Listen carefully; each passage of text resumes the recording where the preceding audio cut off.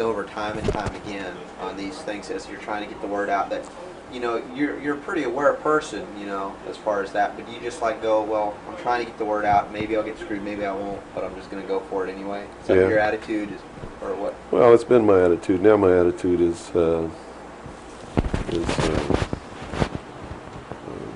I just don't want that to happen anymore, you know. Mm-hmm. So I'm very reluctant to believe what anybody tells me anymore. Right. But have you developed an intuitive sense, perhaps, now? I mean, because you know how that can do. It can start shutting you down from certain experiences or certain places where you might need to be. That's true, and to a certain extent, I have an intuitive sense of where somebody's coming from, but it doesn't always work. Uh-huh. You know, that's what makes a con man a good con man, is that you get the perception that they're telling you the truth. Okay. And so someone who's really good at it, right, can snow you. Mm-hmm. Or me, anyway. I don't know about you. Hold on 1 second. Let me grab my...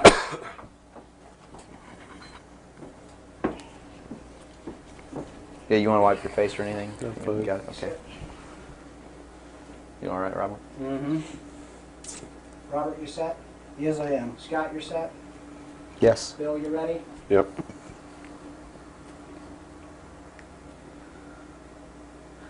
Bill, well, thanks for agreeing to the interview. First of all, a little bit about your background. You had extensive military service for many years prior to 1970, where a certain aspect of that military service kicked upstairs, so you were able to see certain things that you were not able to see beforehand. Would you tell us a little bit about that? It actually started much longer in my past than that. I was reared in a military family. My father's an Air Force colonel. He's retired now. He was a command pilot.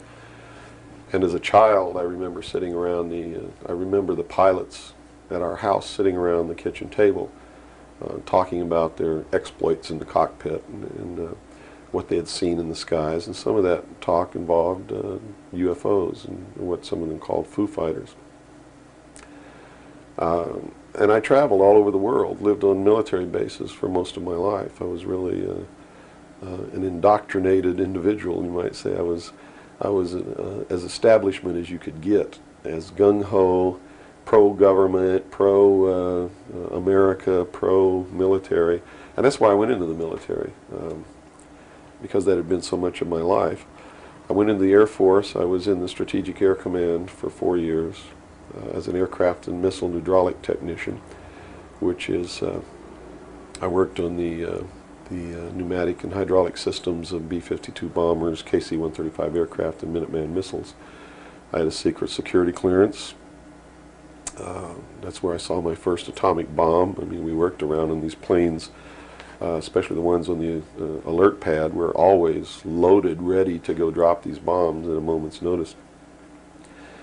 But while I was in the Air Force, I met sergeants, men who were older than me, and had been in the Air Force for quite a while, told me that they had participated in projects that had recovered crashed extraterrestrial craft, what you call UFOs. And they never told these stories unless they've had quite a bit to drink. So I never really believed it. I thought, well, these guys are running a scam on me, you know, even though I'd heard about these things when I was a kid. I just still didn't believe in them. They're just so far out in left field, it's not something that you really give any serious thought to until something personal happens, which came later. While I left the Air Force, I went into the Navy, which is really where I wanted to be in the first place. I'd always had this tremendous feeling and connection with the ocean. I was an excellent swimmer, but I had a problem as a child. I had chronic motion sickness. If I got in a car and we went on a long trip, I got deathly ill, and same with boats or anything. I couldn't ride on the things at the carnival that went around and around because it just made me tremendously ill. But I decided after I had gone through the Air Force experience that sick or not, you know, I was going to go in the Navy because that's really what I had wanted to do. So I did, volunteered for submarine duty, and was assigned to the USS Tyru SS-416, which was a diesel-electric boat World War II type, that had been reconfigured. When I went on board the boat, it was in the dry dock at Pearl Harbor Naval Shipyard, and had literally been cut in half. They put in a 12-foot sonar section and then 3 domes on the deck for triangulating targets using sonar. And this was really one of the most up-to-date electronically submarines that we had. Wasn't a nuclear submarine, but as far as the ability to approach, get close to a target and destroy it, it had a better capacity to do that than any other boat that we had. While we were on a transit from the Portland-Seattle area on the surface, I actually saw, I was the port lookout, and I saw the most incredible thing that I think I've ever seen in my life. And it had such a profound effect upon my view of the universe and the world that we live in, that I wish everybody could experience this. I saw come up out of the ocean, from beneath the surface of the sea, a huge disc-shaped craft about the size of a Midway-class aircraft carrier, which is tremendous in size. Even though that's one of our smallest carriers, or was then, it's still a huge, tremendously big object. Came up out of the ocean and rose into the air and tumbled on its axis and went up into the clouds, and I was awestruck, dumbstruck. And I mean dumbstruck, literally. I could not utter a sound. And my first impulse was to tell the officer of the deck that I'd seen a flying saucer, and then luckily for me I couldn't talk, because on second thought that's not what I really wanted to say, because I didn't want to be the only Looney Tunes character on a submarine with a tight-knit crew that you had to live in close quarters with, because that's a hell of a way to live. So I told the officer of the deck that I'd seen something about 15 degrees off the port bow at a relative distance of about 2.5 nautical miles. And he began to look in that area. And the starboard lookout had heard me tell him this, and he began to look over there. And while we were all three watching, either the same craft or another one exactly like it came down out of the clouds, tumbled again on its, why it did this maneuver, I don't know, but every single time it did it. It's like it came down in this attitude, and then it flipped over, and then entered the water. And the water just appeared to open up in front of it. It's just like the account in the Bible about the parting of the Red Sea. That's exactly what happened. The sea actually parted, and this thing went into the water, and then it closed up behind it. And this big spray went up into the air. But it wasn't a spray from the craft hitting the water. It was a spray from the water coming back in to fill up this hole that had been created. And again, I'm thinking, this is incredible. What are we looking at here? And it was metal. It was a machine, and it wasn't glowing or anything like that. It didn't have any lights on it that we could see. But it was obviously metal, and it was obviously a machine. And although I can't tell you that there was anyone inside of it, I believe that there was. And it did something that, as far as I knew, was absolutely impossible. I'd been in the Air Force. I'd worked on the state-of-the-art of our aviation capabilities. And here I was on the deck of a submarine in the conning tower, and I knew what we had to be able to have to go underwater, and I knew that the two were incompatible. Here's something that came from under the water and flew in the air and performed maneuvers, and then came back down and interfaced with the water at tremendous speed and remained intact, which realistically it never touched the water. The water sort of magically opened up in front of it, but something had to interface with that water. Anything that we had that interfaced with the water in that manner would have been disintegrated. It's like hitting a brick wall.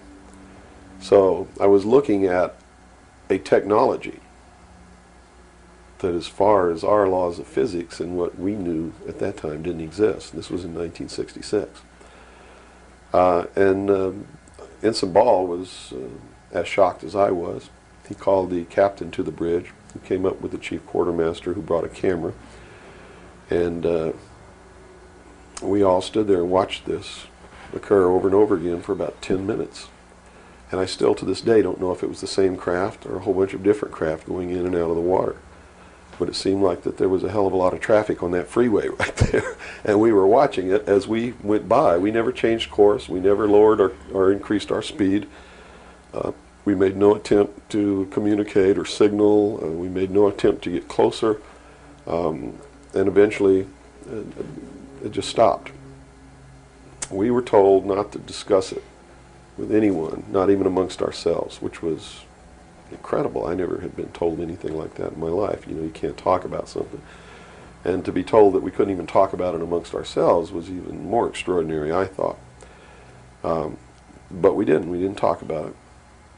When we got to Pearl Harbor, all the time the chief quartermaster was taking pictures of this. So I know photographs were made.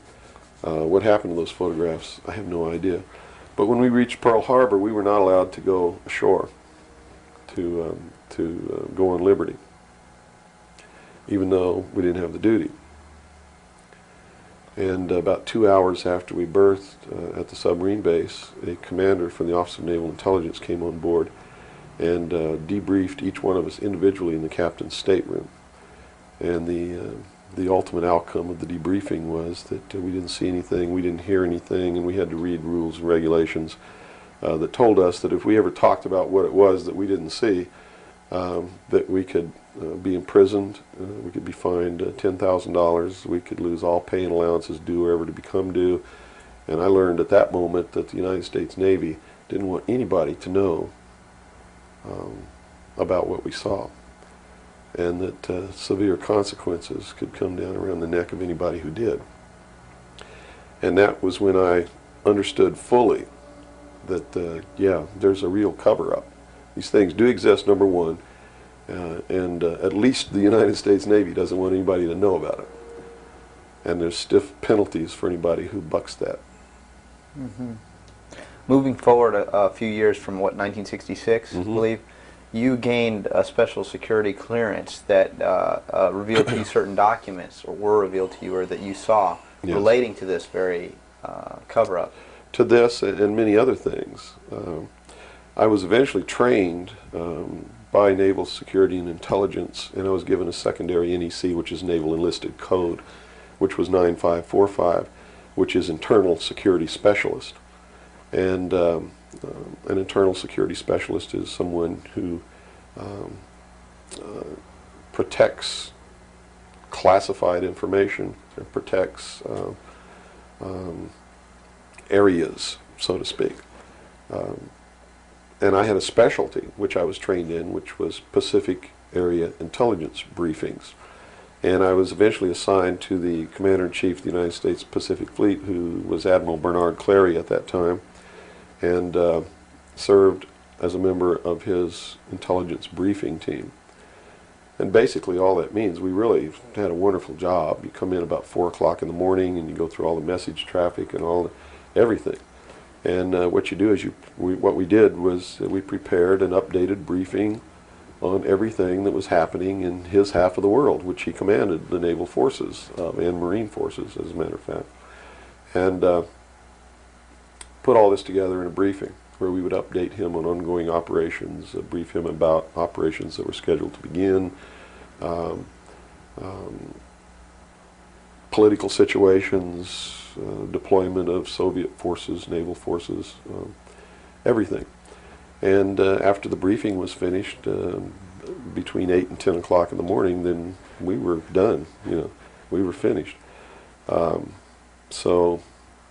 It was what you call fat cat duty or gedunk duty in the Navy. It's got all different kinds of names. It's just really a wonderful job. Now, to be able to function in this job, I had to have a security clearance, which gave me access to the information that I had the need to know to help prepare these briefings. And when I first was assigned to the command, I was attached to the OPSTAT office under Lieutenant Commander Mercado, which was operational status reporting, and while I waited for my security clearance. And it took 6 months to get it. What I eventually ended up with was a top secret Q clearance with an SCI attachment, which means sensitive compartmentalized information. and there were no blocks. In other words, there was nothing confining me to only certain compartmentalized information. I had access to whatever the admiral and his staff had access to, because we had to prepare briefings and brief these people on all of these things. And I'm sure that at first I was tested and wasn't shown a whole lot, but eventually when they began to have confidence in me, I began to see things coming across my desk that were just absolutely incredible.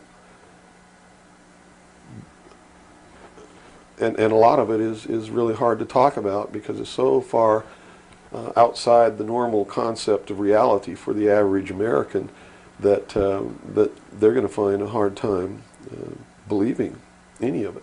Mm-hmm. But I saw documents that were labeled under the classification top secret, and the compartmentalized, the compartment that was put into was called MAJIC, M-A-J-I-C, mm-hmm. Which told me that that UFOs are real, which I already knew. I'd seen one. Right.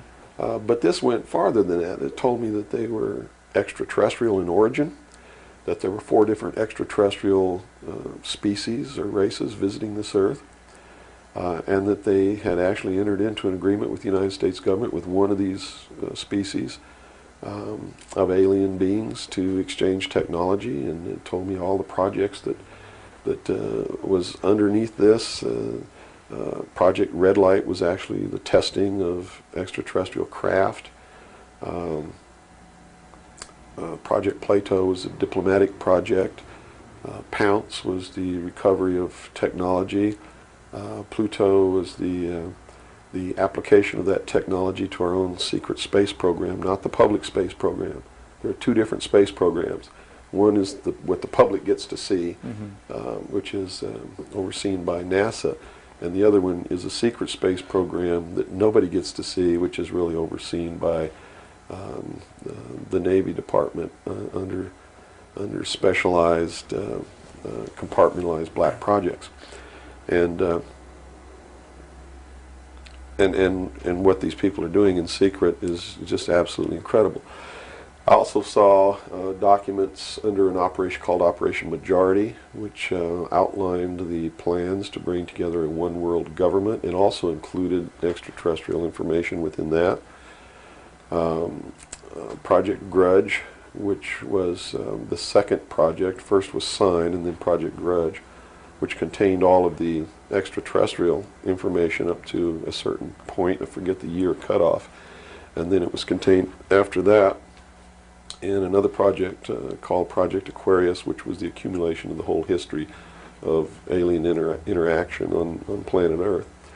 But I have to say at this point that I don't know if those documents were really telling the truth or not. They could have been showing me these things so that eventually I would go out and talk about this. And maybe that'll become clear to you later why they may have done that. It could be real. So, mm-hmm. But at this point, from a personal standpoint, what was it that, based on your experience in '66, and they said, absolutely do not reveal this to anybody, and here we are a few years later, and you're seeing documents that proved that what you saw was real. Mm-hmm. What was the one factor or a number of factors that led you to the decision to say, I've got to get this out, I've got to tell people about this? I saw contingency plans called Majestic.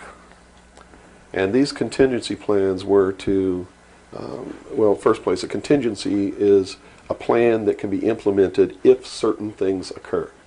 Right. And the certain things that would have tripped this contingency plan are, number one, the public sector is getting too close to the truth, so they have to implement this to get them steered off the track.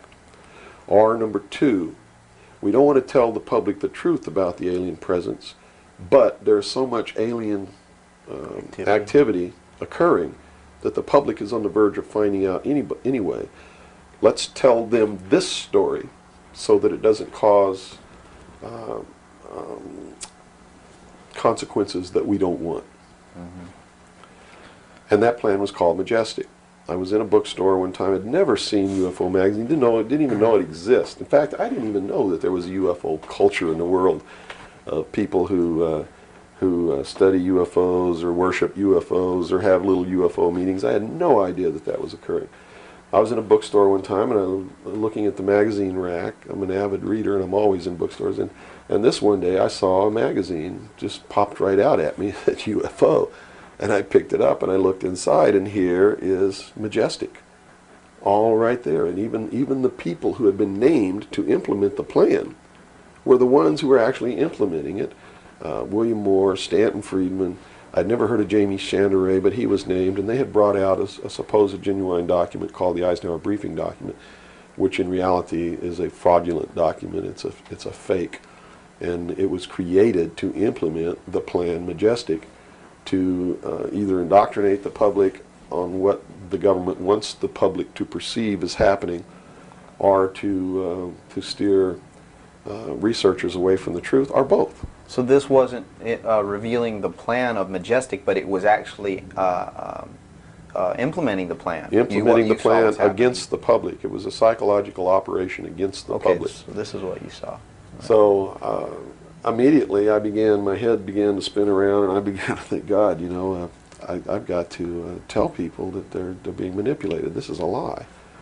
And it really, if the public were using their own intellect, they would know that it was a lie. The executive order quoted for this document was 92,000 something. I believe it was 92447, which is 92,447, and it was supposedly written by Truman. But Truman never wrote an executive order higher than 9,000. I mean, even today, there's no executive order with the number 92,000 on it.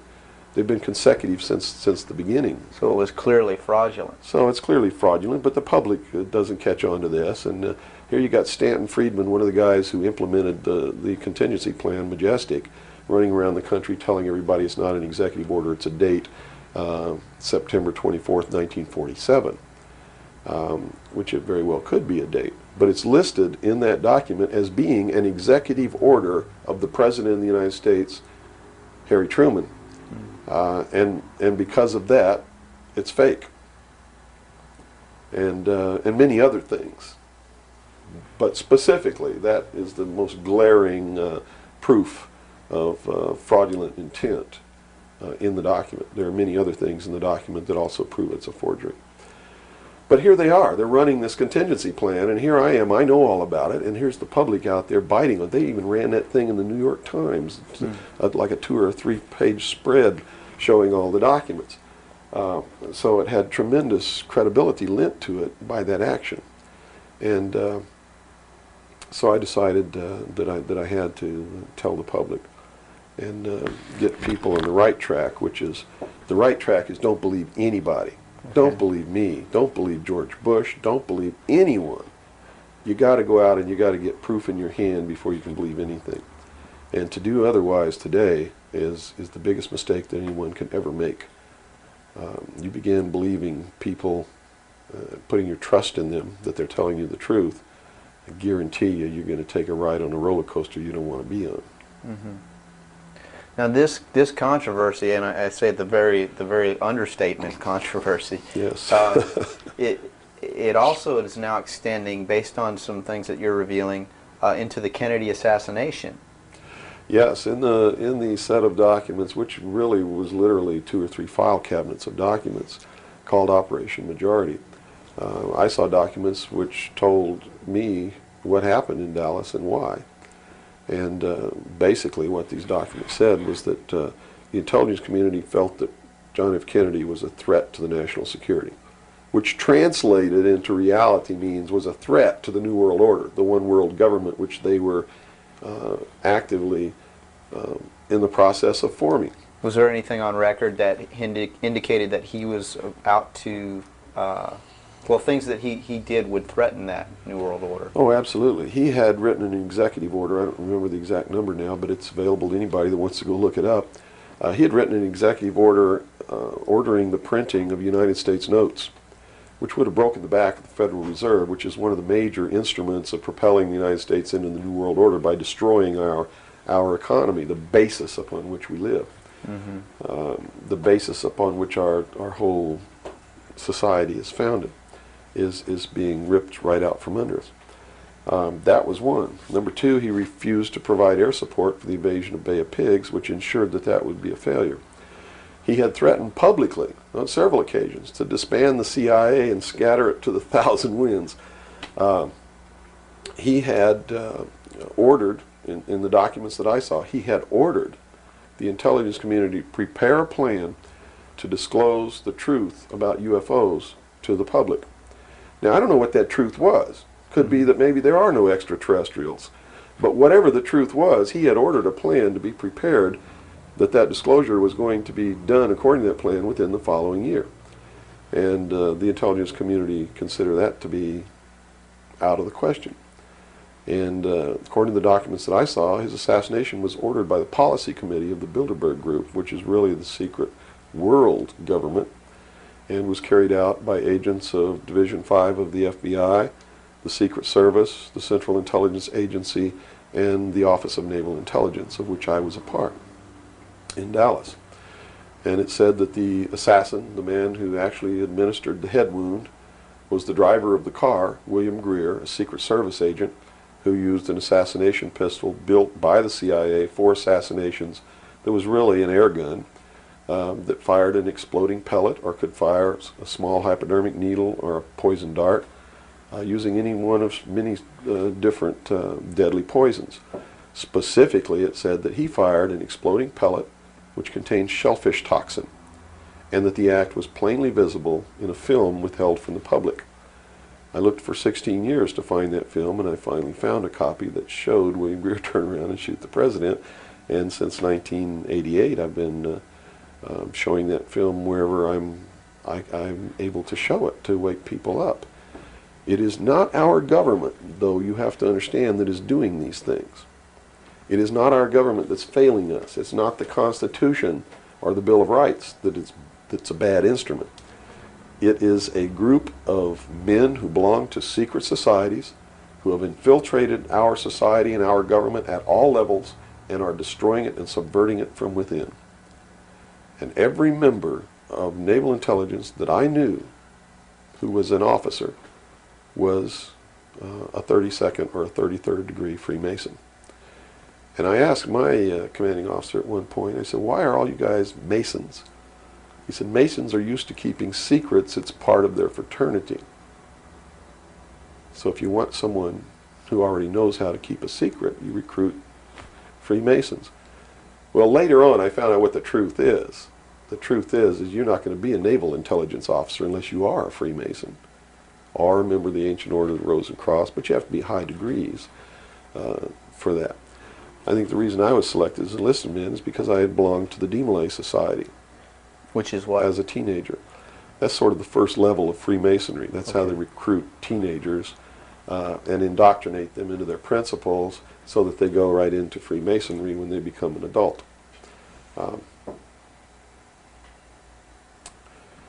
So basically that's the story. Yeah. Okay. Well, based on the information that you're revealing, which would seem to be equally or if not more of a threat than what Kennedy was originally planning on doing, is actually revealing the underlying cause of all of this. Why is it that you are here today, or how is it that you are here today and you're not, you know, conveniently taken away and put in a padded cell somewhere so that you can't speak of these things? Well, I really don't know the true answer to that question, because you would have to ask them to find out why they haven't done anything. But I can tell you this. I began to reveal information in 1976, and I was physically attacked on 2 occasions. My skull was caved in. That's what all these scars are here. On the second attack, I lost my leg. They visited me in the hospital. They had no intention of killing me. They were delivering a message to me. Shut up. And that was the message that came through loud and clear. And 2 men who identified themselves with identification cards who belonged to the Defense Investigative Service, which was really the Defense Intelligence Agency, asked me if I was going to shut up or they were going to have to do it right. And I told them, I said, you don't have to worry about me. I'm going to be a good little boy for the rest of my life, and yeah, I'm going to shut my mouth. And I did for 16 years, kept silent until I saw this UFO magazine in a bookstore, which indicated that they had implemented the contingency plan called Majestic. But if you want to know what I think the reason is, I believe that there are several. One, they've had a plan that's been in force since the 40s to debunk, ridicule, destroy anybody who ever talks about these subjects. And the public has been thoroughly indoctrinated that if you talk about any of these things that I'm talking about, you're just another nut. So the public, by and large, doesn't pay any attention to it. So in that sense, I'm not a threat. If the president had come on television and said, hey, this is what's going on, then they would have listened and they'd pay attention to it. But people like me, they perceive me as being just another loony bin, fruitcake, nut, which I assure you I'm not. But that's the perception that they've been brainwashed into believing. And so that's what they believe. Number two, I am so much in front of the public from the very beginning when I began to talk. And that's how I protected myself, or at least that's what I thought would protect me, and so far it's proven to be right, was that if I got literally in front of the public overnight, in front of a large public, that they wouldn't do anything to me because it would substantiate what it was that I'm saying. And they certainly don't want to do that. It would also create a martyr, and martyrs create tremendously dangerous political movements that they don't want that either. So literally within a 24-hour period, I spent $27,000 mailing a thick packet of information all over the world to people I'd never heard of, didn't know. We went down and got some mailing lists and just mailed this stuff all over the world. And so literally, when people opened these packages in their mailbox, and it was a perfect plan because they couldn't stop it. They didn't even know I was going to do it in the first place. And since we sent it all over the world, once it was out, there's no way they could retrieve it. At least no way that I can conceive of. So literally within 24 hours, I was a public presence. And people were asking all over the world, who's Bill Cooper? Is this true? Look what I got in the mail. And just literally flipped the world over on its ear.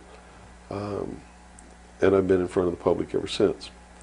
So I think basically those are the reasons. They don't believe that the public's really going to listen to me, and so far that's been true. There is a small group of people all over the world who are awakening, who are beginning to understand that they've been living their life in fantasy land, and who are actively seeking the truth.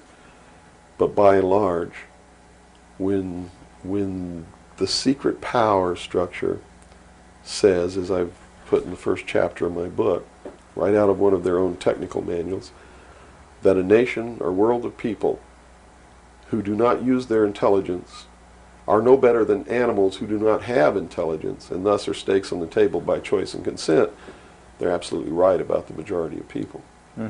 It's one of the things that has been an illumination to me, is that they're not always wrong. And many of their goals are the right goals, but the method that they're using to reach that goal is the wrong method. In other words, if you set out to create a perfect world where there will never be any more killing, but to reach that point, you kill 2 billion people, you have become what you're trying to avoid. Right. And it can't happen that way. If you want to create a world of peace, it has to be done by peaceful methods. Means. Yeah, if you murder someone to destroy a murderer, you have become what it was you set out to destroy, and thus it wasn't destroyed at all. It was perpetuated by that very action. And that's what these men are doing. They rationalize everything they do so that they feel better about it. But what they are doing is becoming what it is that they want to get rid of, and the world will never be a safe place for anyone as long as there are men who do these things. Very eloquently said. Thank you. Thank now, you. your message to people, once again, is don't believe anything. How right. is it that the public can find this and search for this truth on their own if they can't believe anything or anyone? What can you do? It's all in the public sector. It's all available to anyone who actively and diligently seeks it out. Everything that's in my book, Behold a Pale Horse, is all Everything in here, all the documents that are in here, everything that's in this book is in the public domain. Can be substantiated? Yes, and I intentionally wrote this book not using anything that wasn't available to the public to show people that, yes, if I can find this information, so can you.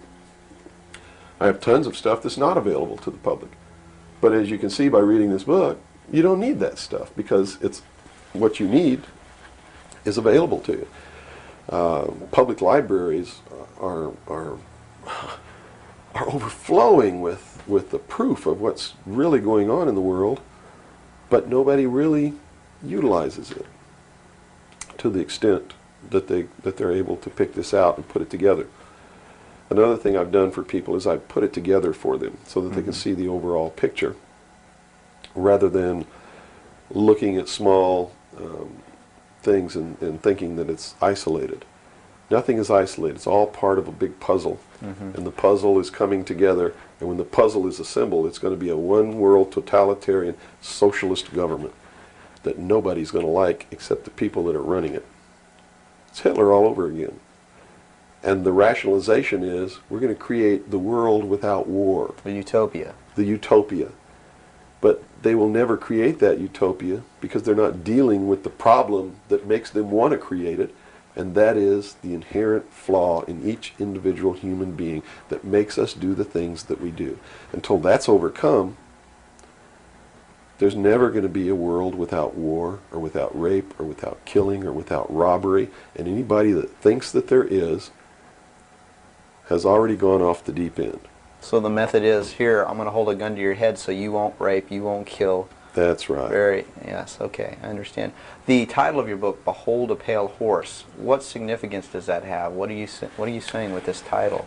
This title is from the book of Revelations, because I have to tell you this, and you may think I'm nuts if you want to, but this is the truth. Either these men are following the book of Revelation. The book of Revelation is it is in the Bible.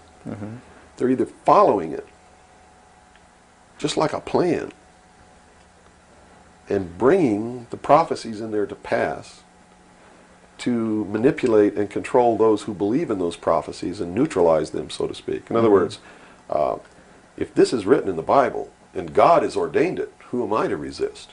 It must come to pass, so I'm not going to try to stop it. Okay. What a perfect way to neutralize the opposition right off the bat. Or there really is a God, and what he said was going to come to pass is coming to pass. And I named this, Behold a Pale Horse, from chapter 13 of the book of Revelations. The fourth horse, the fourth horseman of the apocalypse is the pale horse. And I looked, and behold a pale horse, and his name that sat upon him was Death. And hell followed with him, and power was given unto them over the fourth part of the earth, to kill with sword, and with hunger, and with the beasts of the earth. And that is taking place now today. The fourth horseman is riding across the world now. That's what AIDS is all about. That's what all these little brush fire wars all over the world are all about. That's what's happening. That's why cancer cures are suppressed. Is because they fully intend to kill a minimum of 2 billion people by the year 2000. AIDS is an invention of man. It is not a natural disease, and it has been implemented and placed into the population as a population control. And when they did it, they had the cure before they did it. And when they deem that enough people have died or been killed, they will say, we have a cure for AIDS. And everybody will be called to report to some place to get an inoculation, which is going to do two things. One, it's going to stop AIDS in its tracks, and number two, it's going to implant a device which will be able to be used to track each individual person and maybe even to control those people. And that's what the pet implant program is all about. It's not about finding lost pets. They don't give a damn about pets, and they would never put a satellite in orbit to find a lost pet, but yet there's a satellite up there that they're using to find pets that have been implanted with these devices. They're testing this program on pets that's going to be used in human beings. And in the Los Angeles Times in 1989, they ran an article. It was 10 forecasts for the coming decade, was the title of the article. I have a copy of it in my research center. And number 5, I believe it was number 5, in those 10 forecasts for the coming decade was chemical or electronic implants to control individual behavior on a 24-hour basis, unquote. So it's not hidden at all. It's there for anybody who wants to look. But nobody's looking. Nobody's looking. They believe, and I believe that they're right, that the biggest danger to mankind right now is man himself, population. A study in 1957 told them that by 1990 the world population would double in 33 years. Can you imagine that? The world population of human beings doubled in 33 years. Mm-hmm. And they knew that it's an exponential doubling. Throughout history, every time it's doubled, the interval has gotten shorter. So that was 33 years. The next doubling will take place in approximately 28 years. The next one after that, approximately 24 years. Can you imagine if the world population doubles again in 28 years from 1990? In other words, in the year 2018, the world population doubles. And we're having problems with food supplies and timber and clean water and clean air now. And then after that, it doubles again in another 24 years. That's why they created AIDS. Because they didn't want to have to go around the world and say, you, and you up against the wall, you've got to die today. And shoot them. They did it in a manner to where they could target what they consider to be undesirable populations. And I want it very clear that I don't agree with them on this. They specifically targeted blacks, Hispanics, and homosexuals for complete eradication. And AIDS is really going through those populations, and it's really doing a number on blacks, Hispanics, and homosexuals. That theory has made news. I've heard that before, and, Well, and this it's been isn't a debunked theory. very clear by the public, saying, "Oh, that's ridiculous." But you're saying that that may indeed be the case. It's not ridiculous. I actually saw this in documents, and the project name was Project Naomi. MK Naomi was the name of it. It was a CIA project. The AIDS, whatever causes AIDS, whatever that turns out to be, according to those documents, was developed at Fort Detrick, Maryland, under a CIA project called MK Naomi. It was financed by $10 million for the Department of the Army's biological warfare programs. It was carried out, supervised by the CIA, carried out by scientists who worked for the Special Operations Division of the Department of Defense. And it's doing its job. And would you assume if AIDS doesn't work, there's a contingency plan for that even? Well, I think that they have other things out there working concurrently. One thing I've learned about these men is they don't just do one thing. In case the public discovers what they're doing, or discovers that somebody's doing, whether they know who's really doing it or not, and stops it, what they have running is several concurrently running plans, so that if one or two fail, the other ones are going to take care of the problem. It sounds pretty hopeless. I mean, based on that scenario, is there anything, any uprising or what? Yeah, there is, but it requires that people wake up. It requires that they really learn the truth instead of live their life in fantasy land. You see, because nothing can exist without the consent of the people. Unless they buy it, it's not going to happen. And all of these plans lead to the public's ultimate acceptance of what they're going to do. In fact, they're designed to make the public ask for it. For instance, the burning of the rainforest in Brazil. I know people who are just up in arms. Stop this. We've got to stop the burning of the rainforest, which is exactly what the burning of the rainforest is designed to do. Because Brazil is a sovereign nation, right? How can you tell a sovereign nation to stop burning its own forest? You can't.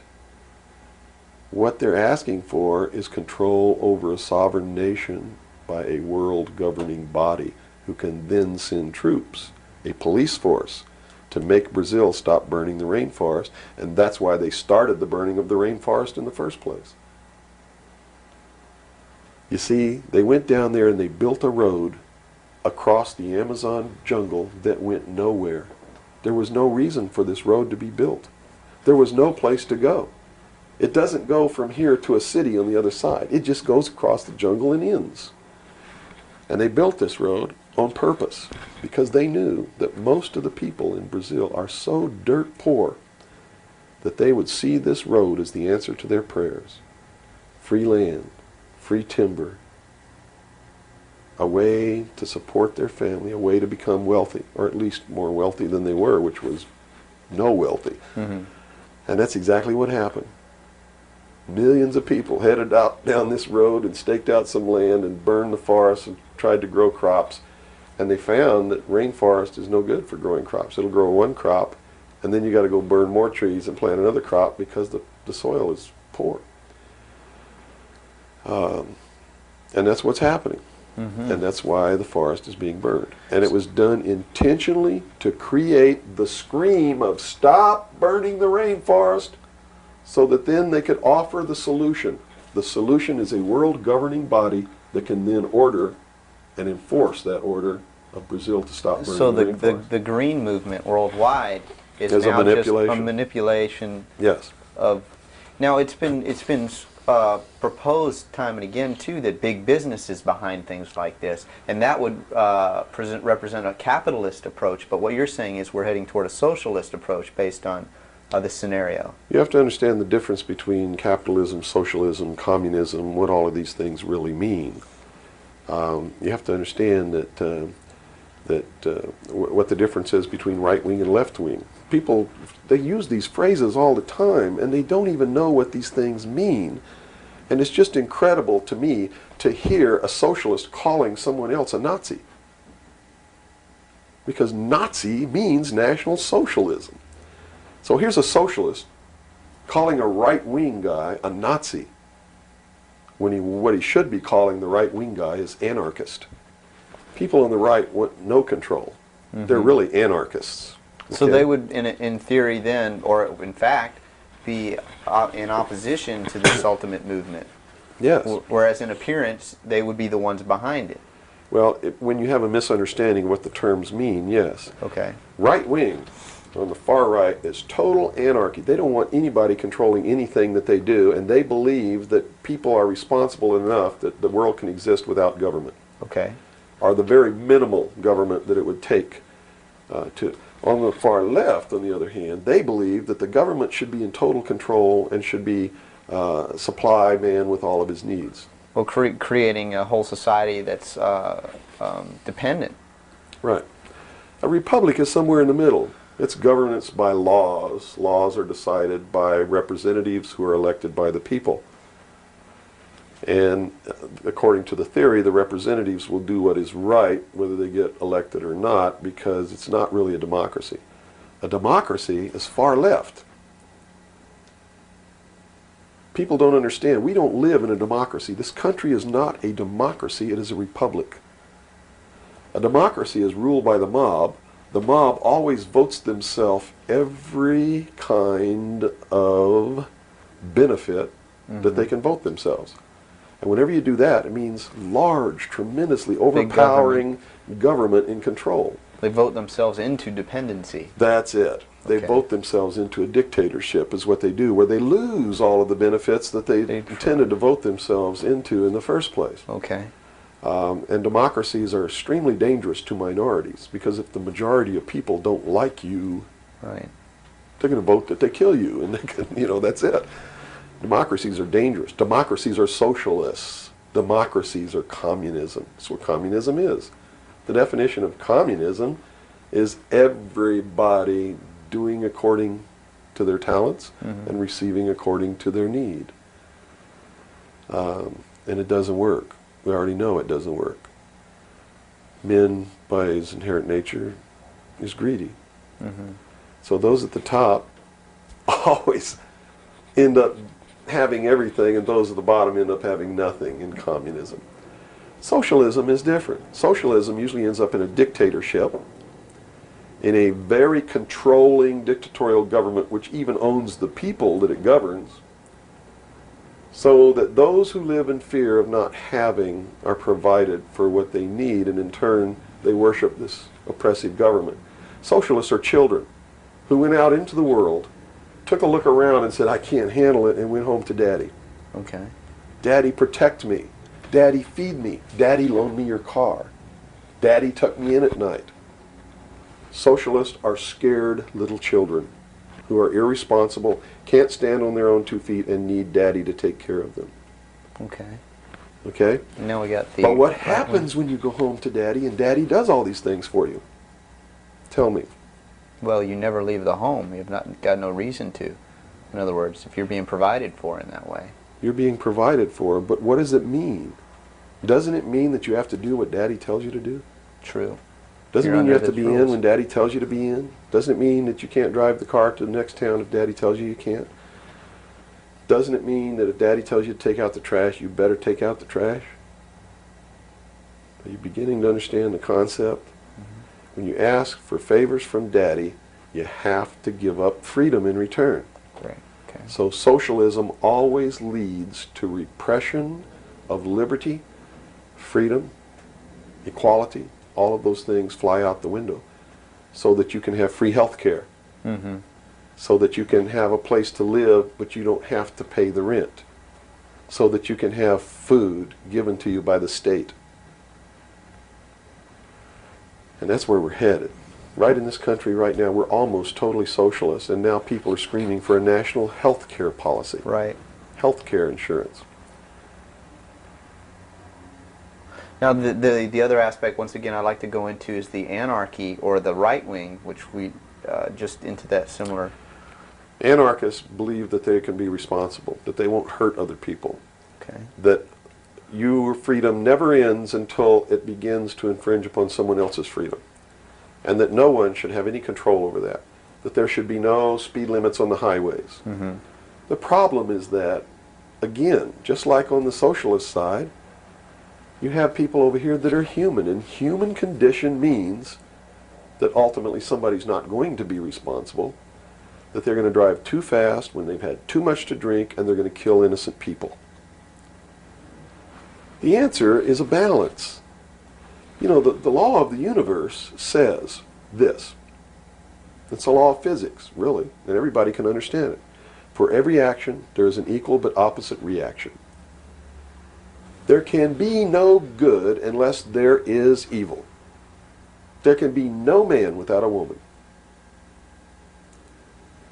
You understand Right. the concept? Based on that, the theory of a utopia here on Earth is corrupt right away. Absolutely. It goes against the laws of physics. It goes against the law of the universe that there must be two opposing forces all the time in every instance, because that's what makes the universe work. Mm-hmm. That's what makes everything work.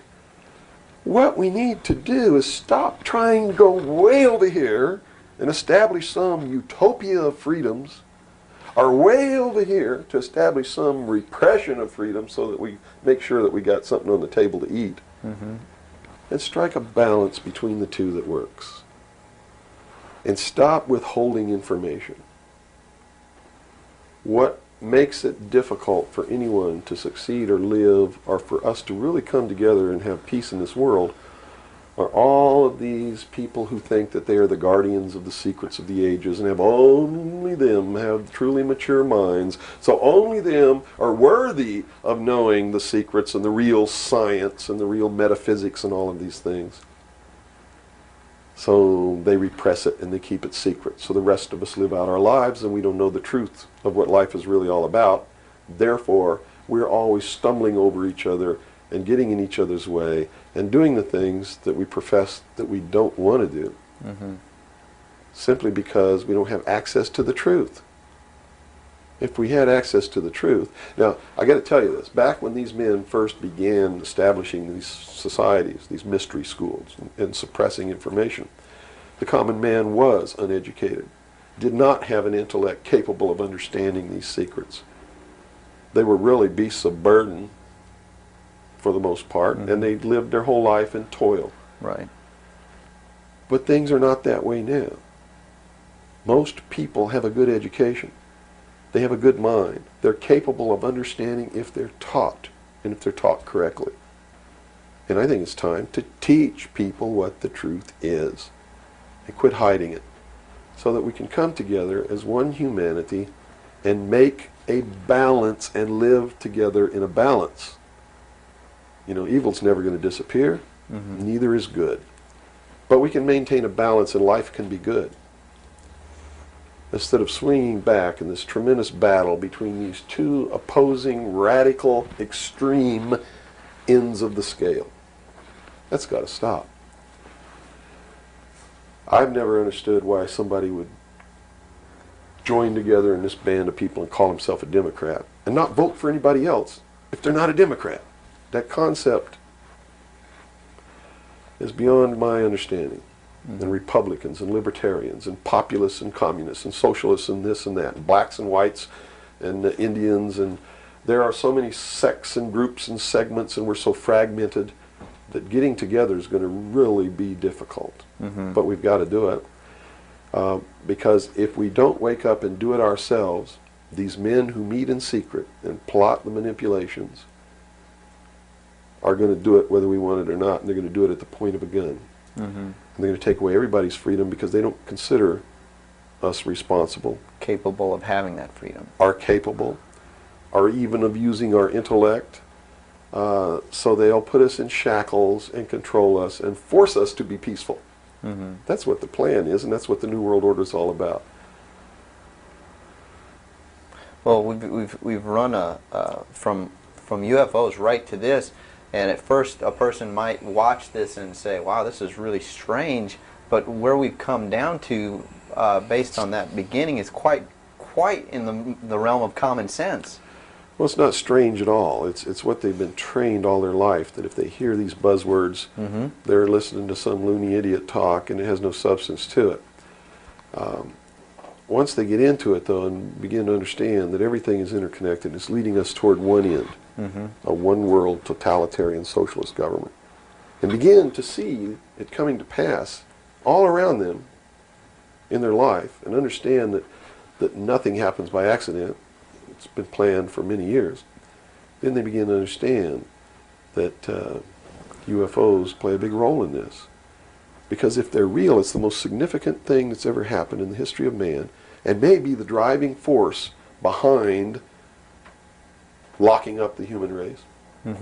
Because how could a UFO land in a place like Macon, Georgia, and somebody who doesn't look like us get out, walk down the street? And I'm not trying to insult the citizens of the state of Georgia. What if they landed in Newark, New Jersey, and got out and walked down the street in a society that kills people because they sit in the wrong seat on a bus? I'd assume now that they'll know about us. Of course they will. They probably already know about you if you've been exposing the truth on your show. Would you assume that our phone lines would be bugged at this point? I don't know. I doubt it. They don't really consider you to be a threat unless you develop a large political following. Oh, okay. So, unless you have a large political following, you're not considered to be a threat to them. Not yet. Okay. Because they figure that the people are too stupid to listen to you anyway.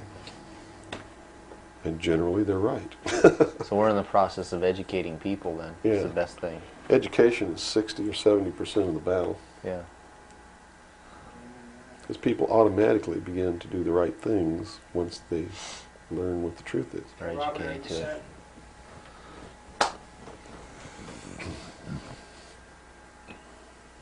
Yeah. Hold on. Okay, I got it. Ready? Ready. Okay, go ahead. Let's go back into the Kennedy situation here. Now, the Warren Commission was highly publicized. All the things that went on there. I was shown a videotape just yesterday of was it a Zapruder film? It is the Zapruder film. Okay, and it clearly showed to me that a number of things. One in which that the film was obviously tampered with. Absolutely. but not tampered with to the point where I couldn't tell that the driver of the limousine was pulling a gun, or what appeared to look like a gun, around his shoulder and shooting President Kennedy in the head. That caused his head to snap back. Did the Warren Commission see this? It seems so. The Warren Commission never looked at the Zapruder film, ever. So they never saw it. Now, I don't know who testified during the Warren Commission about the Zapruder film, if anybody did. But I do know that later at the investigations of the House Select Committee on Assassinations, that a man was specifically hired as an expert witness to view the Zapruder film and tell the committee what it showed. And that man's name is Robert Groden. He wrote High Treason, which is a bestseller out now on the Kennedy assassination. And he was one of the many so-called technical experts for the making of Oliver Stone's film called JFK. He's also a fake, a fraud, a traitor, a liar. He was hired by the House Select Committee on Assassinations based upon his resume, which says, very simply, that he is the world's foremost #1 photo analyst, which is a lie. He never went to school in photography. He never was a photographer. He never was a photo analyst. And I got to tell you right now that the world's #1 foremost photo analysts are all come out of the military intelligence community, who are trained to interpret high altitude photography and learn what really is there. He never served in that capacity either. He looked at the Zapruder film and he told Congress, he told the committee in testimony, he testified both in written and in verbal form that William Greer never took his hands off the steering wheel. And that's a blatant lie. I mean, anybody can look at the Zapruder film and see that William Greer takes his hands off the steering wheel.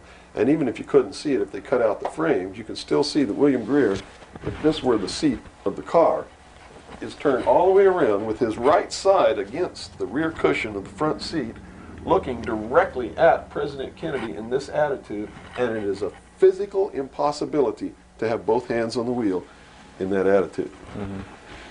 So we know that Robert Groden, #1, was not who he said he was, had no expertise to be doing the job that he was hired to do.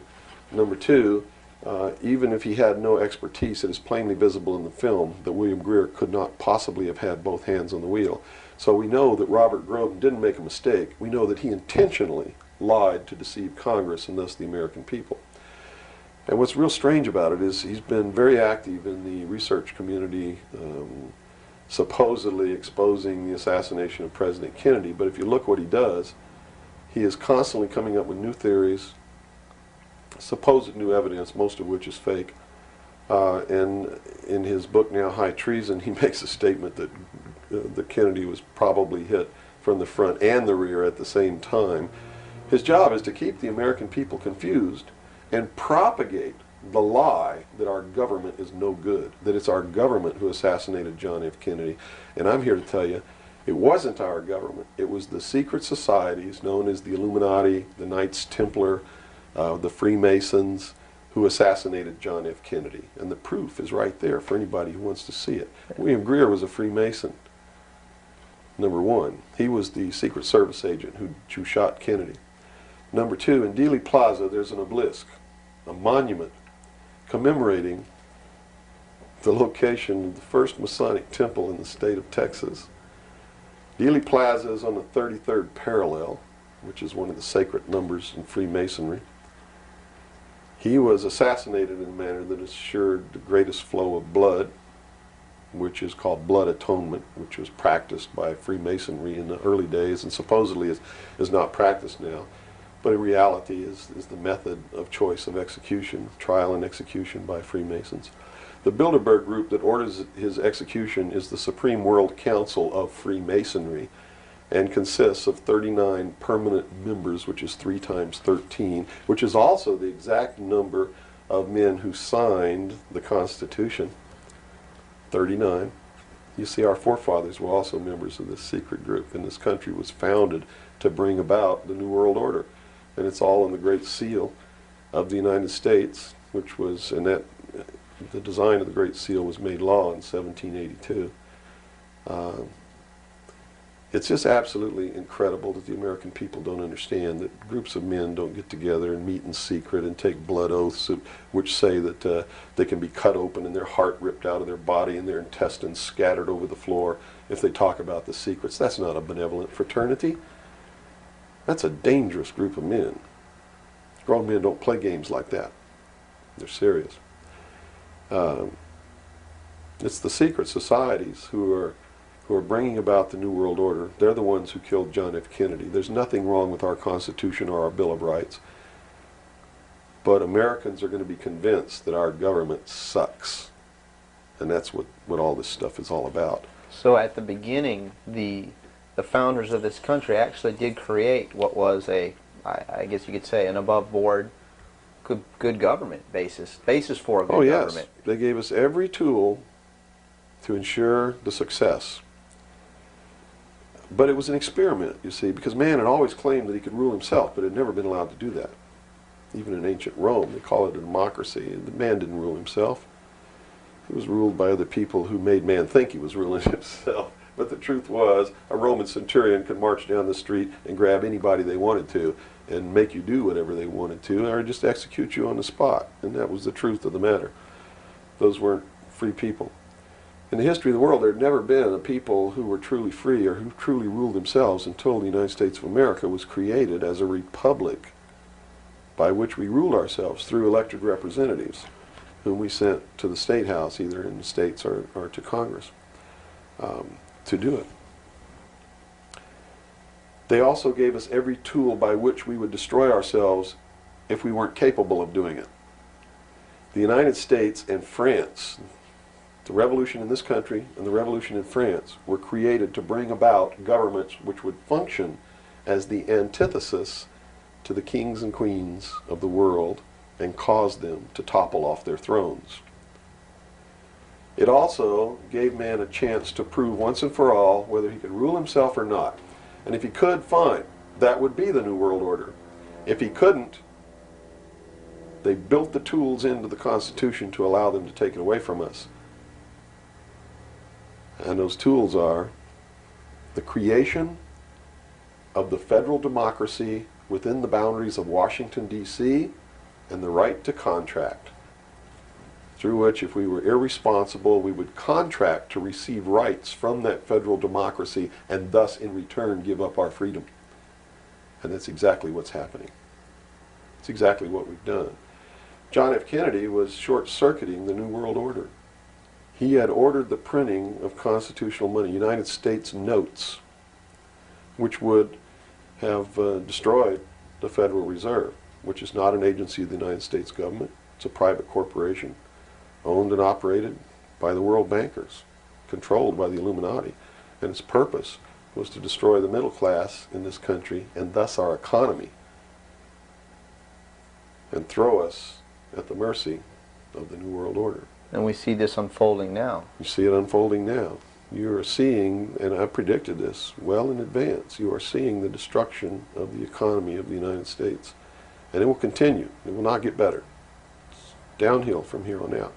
Unless we nationalize the Federal Reserve, lock up the criminals who own it, cancel the debt, which will then bankrupt the Illuminati, which is exactly what we ought to do, print constitutional money, which cannot be usurped, which cannot lead to our destruction, and go back to what we're supposed to do, and quit contracting for benefits.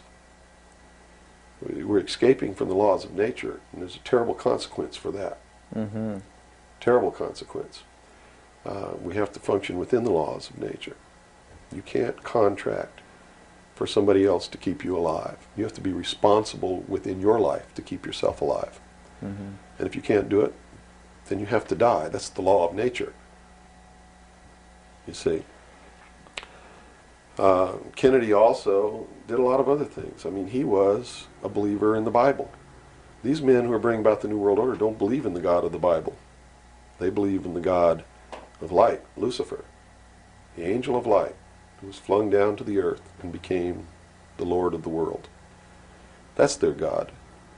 That's why everything they do goes against what people know to be the right thing to do. They believed that man was held prisoner by a vindictive, cruel God named Jehovah in the Garden of Eden. And that Lucifer, through his agent Satan, set man free from the bonds of ignorance to which he was chained to the Garden of Eden, and thus brought the gift of intellect, wisdom, to man, and thus is the true benevolent God. And man, with his intellect and his wisdom and his knowledge, will create technology which will elevate man to the position of God. And all this is allegorical. Don't take the story literally. You see, because it's all allegorical. They believe that intellect, reason, is the light, is the true God, is what makes man God. And I'm not going to debate the right or wrongness of that, because who the hell knows? But I can tell you that they pervert whatever it is that might be divine about their philosophy by becoming what they profess They to want destroy. To destroy, yes. And so, in their zeal to bring about the New World Order, they destroyed the political will of the nation when they assassinated John F. Kennedy, which has furthered their goals, because it made a lot of people feel so helpless Right. that, God, if they can kill the president, who am I? You know, what can I do? I'm just one lonely, helpless person. So they quit voting. They abdicated their power. And, of course, through agents like Robert Groden and many others, Oliver Stone, they're being convinced that our government sucks, that our government is the problem, that the Constitution doesn't work, that the Bill of Rights aren't real. We're playing right into their hands, in other words. We're playing right into their hands, because there's nothing wrong with the Constitution or the Bill of Rights or our government. It's the people. You see, it's been infiltrated. And from within, they are eating at the heart of this nation like a cancer, this secret society. They are destroying it. They are subverting it. Our Constitution has not been allowed to work since 1945, and maybe even earlier. And they have been working behind the scenes to bring about a one-world, totalitarian, socialist government with the Communist Manifesto as its platform, through the United Nations, which was created by this nation from an older organization called the League of Nations, which was the original foundation. And at the highest levels of our government, the Constitution's already been scrapped, and they are working under the aegis of the UN Participation Act and the United Nations Charter. Which says what? Which says that there are no rights, there are only what you call privileges. And privileges can be granted or taken away at will by the state. Quite frightening scenario. It's a very frightening scenario, and people better wake up to the fact that unless they wake up and do something about it now, there's only going to be one alternative. And that's either take up arms, restore the Constitution, and the blood will run in the streets of America, or reach down and put the shackles around your own feet and march off into slavery peacefully.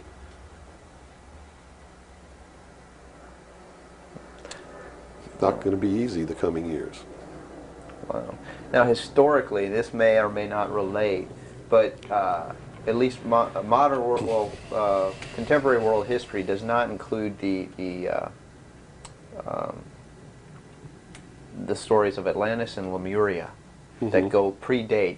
How does that history, and why was that suppressed, or why is it still being suppressed? How might that affect what we are understanding is going on today, or is it related? Well, I'm not sure if a place called Atlantis or Lemuria ever existed or didn't exist. I don't really know. But I do know that the story that is told about the civilizations that lived there are something that we should listen to, because this whole scene may have played itself out before on this earth. And if you understand the theory, which I believe has been accepted as fact now, of continental drift, there may have been an Atlantis and a Lemuria, which had tremendously developed technologies and societies.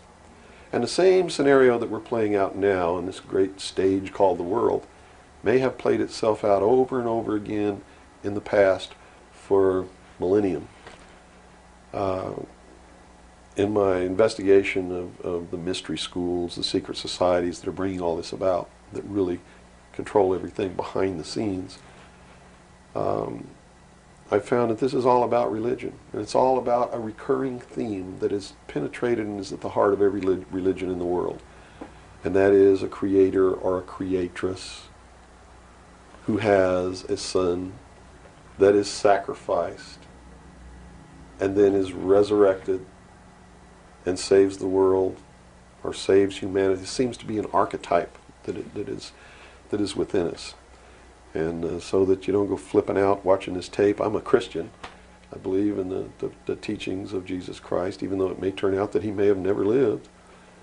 The scene, it doesn't matter. When you read his words, and you can go back through history and find these are the same words that were spoken by every Savior that there ever was, are the most beautiful, most profound, most affecting words that have ever been spoken on the face of this earth. And when I get down and almost get to a point of hopelessness, I just go read the Sermon on the Mount. And I come back up again. Because in the end, it's not going to matter whether Jesus ever lived or didn't live. The story is real. And it's within all of us. And it brings us to something within ourselves that is good. But these men don't look at that. They believe that the end justifies the means, that these stories are just stories, and that the real meaning behind it all is that man can transcend his animal state through the realization of intellect and the overcoming of all of his emotions and feelings and morals, guilt, all of these things. And I just can't go along with that because I believe it's our emotions that tell us when we're doing wrong. We feel it within ourselves. And a person without that capacity to feel when they're doing wrong becomes a sociopath, which is someone without a conscience who really believes that the end justifies the means and therefore has no pangs of conscience nor no reluctance to murder someone who gets in their way. And it's extremely dangerous. Now, do these people recognize the continuity of life? In other words, you have told me earlier that they're after physical immortality. They believe that through their technology, man will become God. With the power of reason, through technology, man will himself become God. They will engineer, just like Hitler wanted to do, the super race who will live forever. And the concept is the same, and the men behind it are the same as Hitler was. When they killed John F. Kennedy, it shows you what kind of men they are. Because they would not stop to kill anyone who gets in their way. And they've never stopped at it. Their goal, literally, to bring about the New World Order, will be to kill approximately 2 billion people before the year 2000. AIDS is one method of doing this. There'll be many more. As they solidify their control, everyone will be given a choice. They'll be presented with a new world religion. They'll be told to renounce Christ, renounce Buddha, renounce Muhammad, join the New World Order, join the New World Religion. If they refuse, they'll be executed. Very simple. And it won't bother them a bit. In fact, according to their belief, they believe they'll be helping these people. And in reality, they will. Because those people will transcend this physical state while they're prisoned here living forever. I feel sorry for them because those of us who will eventually die will transcend the pain and the suffering that goes along with this world.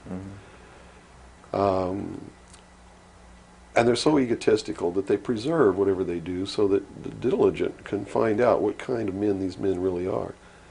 For instance, the Kennedy assassination, I've been showing a film for 5 years that shows exactly who did it. I show you exactly where Oswald is on the film. He wasn't even on the 6th floor. He was standing in the doorway of the book depository building watching the motorcade go by. And it's incredible. At the same time, you said they would have everybody renounce religion. Yes. Have they as well been using it as a tool for their means? If you're a Christian, you'll be required to renounce Christ and join the New World Religion. Now remember I told you before, that no matter what your religion is or what you think, they are following the scenario in the book of Revelations to a T, right down to the last little bit. If you want to know what's going to happen in the future, if we don't wake up, and through the power of those, see, not one drop of blood ever has to be spilled, and no one has to ever put any chains on their legs or their arms, ever. If people just wake up and exercise what was given to us in our Constitution, the power of the vote, while we still have that power. So you say there is still a possibility for like one individual watching this tape to actually make a difference? You better believe it. How Yes. would that be so? Well, number one, learn what the truth really is. Get away from the fantasy that you've been living. Educate other people, those you know, your family. Once that begins to happen, it spreads. And then if the people decide that they don't want what they have in store for us planned, just through the power of the vote, they can make this country and the world whatever they want it to be. Whatever they want it to be. And there are no limits on that, except to understand that you can never make everything all right, and you can never make everything all bad. Both must exist, and we must maintain a balance. And we must become responsible. If each individual on this earth learned to walk in a divine state of grace, responsible for themselves, their family, their city, their state, their country, and for the world. And to the laws of nature. And to the laws of nature. And actively participate in solving the problems of yourself, your family, your city, your state, your country, and the world. There could never be a group of men meeting behind closed doors in secret that could ever control anybody. But by abdicating responsibility, by not walking in that divine state of grace, makes possible anyone meeting behind closed doors to bring about the world that they want. And the world that they want may not be the world that you want, or that I want, or that these people watching might want. If you don't participate, you can't complain. If you don't help cook the meal, you got no right to bitch about it. You got to sit down and eat what's put on your plate. If you don't like that, then you should have been in the kitchen helping to prepare the meal, helping to plan it, helping to prepare it, helping to serve it. If you want to sit on your butt in the living room while somebody else prepares the meal for you and decides what it's going to be and puts it on the table, it's too late to say that's not what you wanted to eat. It's too late to say it's not cooked the way you wanted it to cook. Well, that's very simple to understand. And That's right. You got to eat it because you have to eat to live. And I think that anybody can understand the meaning behind that little story. Okay, let's take a step back to the Kennedy thing now. So this is all about the Kennedy. Well, yeah, it is.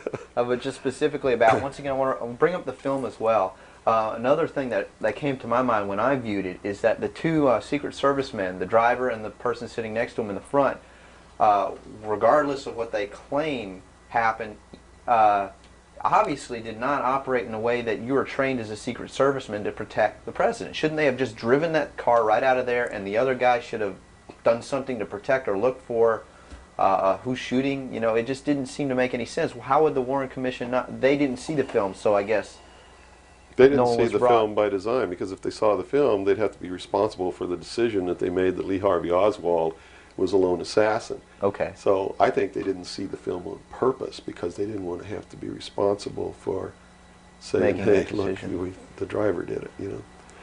They didn't want to make that decision. And in a letter that Lyndon Johnson wrote to the Warren Commission, he specifically said in the letter, you must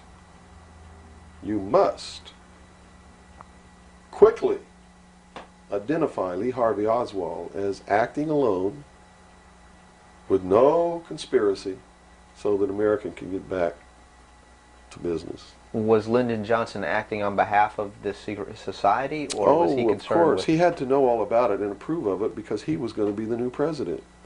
And the new president would be in charge of the investigation.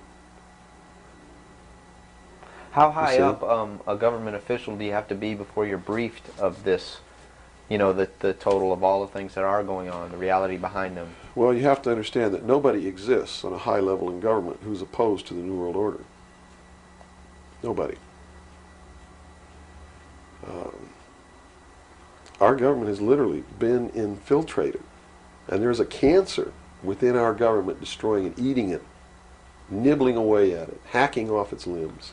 And you said this started in 1945? 1945 was when the overt destruction began to occur, when Truman signed the UN Participation Act and the United Nations Treaty.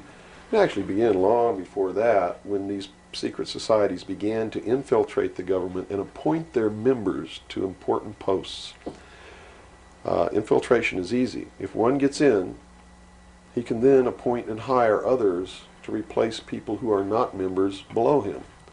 So now we've had over 50, almost 50 years of this going on. At least. I believe that it started back probably 1913, 1917 when the Federal Reserve Act was passed, when the Council on Foreign Relations became a reality in this country. And you can, by diligent research and study, you can see when it happened, where it happened, who did it, and how it was done. It's apparent. When they say there's no conspiracy, I mean, we talk about a conspiracy. It started out as a conspiracy. But when they say today there's no conspiracy, that's not a lie. It's the truth. They're doing it right out in the open, right under our noses, and we're too stupid to know it, to see it. So it's not a conspiracy now today at all. It's right out in the open. They even publish their plans. I mean, here Carter appointed Zbigniew Brzezinski as the National Security Advisor, who just wrote a book before he was appointed declaring himself a Marxist. I mean, you read that book, this man believes in Marxism. This man is a socialist. Not only a socialist, he's an international socialist. He's a globalist. His goal, stated in his book, is to destroy the sovereignty of nations and bring about a one-world Marxist government. Now, the Carter administration was one extreme, and then we came into the Reagan administration, yet nothing changed. Nothing changed. What you're saying is that no matter what the political leanings, they seem to be playing the same game. As long as you're playing their game, it doesn't matter who you vote for, who you put in office. They all belong to the other side. They're in the pockets of the Illuminati. When you quit electing professional politicians, when you quit electing the guy who looks nice on television because he speaks good and he looks like the guy you wanted to marry or something like that, you're playing right into their hands. You know, they made it so impossible for another Abraham Lincoln to get elected to the office of president that it's a wonder that we even have a chance at all. We need to send people to Congress and to government who are going to clean house. Kick all the members of secret societies out of the bureaucracy. Lock them up. Try them for treason. Because they are traitors. So one thing that may help is term limitations. We must have term limitations, and it must be only one term. And forget all this nonsense that anybody who goes to Washington don't know what's happening. They don't know what's happening simply because they haven't taken the time as citizens to understand how our government works before they ever go to Washington. You see, it should be a process that starts in infancy. It works its way up. And everybody should be taking part in the government. Now, if someone came in to office with this kind of knowledge and with this kind of intent to really push these people out, would they not be eliminated immediately? Not if they have the people behind them, because what the people would do in one fell swoop, in one election, would elect people who've never served in government before, kick the incumbents out, send citizens to Washington. And here's the way it has to be done. You know, right now, you don't even pay your congressman. You know who pays your congressman? The federal democracy of the District of Columbia. The federal government pays your congressman, who's supposed to be representing your state and you. The federal government is a foreign country to your state. Why should he represent you? Not only that, but he moves to Washington, D.C. He maintains a residence here, but he doesn't live here. And as long as you re-elect him, he continues to live in Washington, D.C. forever if you keep re-electing him. So they lose all touch with what's back here. They're paid by a foreign government, the federal government. They're not paid by the sovereign state of Georgia or by you. They have to be paid by you. And they have to live here. They can't move to Washington, D.C. They go to Washington, D.C. for one term. Okay? One term only. When that term's up, they have to come back. And you don't pay them exorbitant funds. You pay them just enough to live on comfortably while they're there. No fancy giant cocktail parties, none of this crap. And you take care of their family. See, they don't take their family either. That's the other clue. They leave their family here, where they live. You, the people of Georgia, take care of their family and their business or their farm or whatever it is they have while they're gone. Now do you think they have a vested interest in representing you? They sure would under those conditions. But under the conditions they go under now, they have no interest whatsoever in taking care of you. Now let's look at the current. They're taking care of themselves. The current crop of presidential candidates. Is there anybody even running that represents something that we're talking about here? No, all of them are New World people. Tsongas, in his book, even everything that he's written touts the New World Order. All of it, right for Tsongas's literature. You're going to see New World Order, New World Order, New World Order, New World Order.